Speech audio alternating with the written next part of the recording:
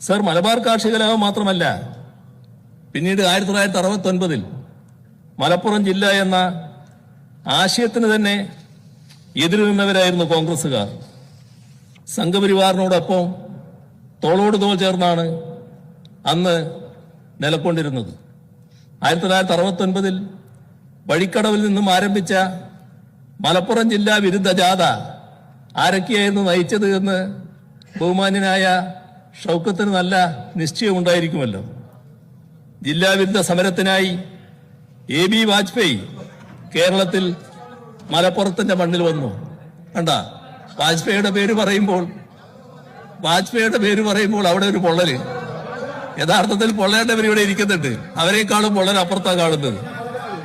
ഇതൊക്കെ സർ സമയം പാലിക്കണം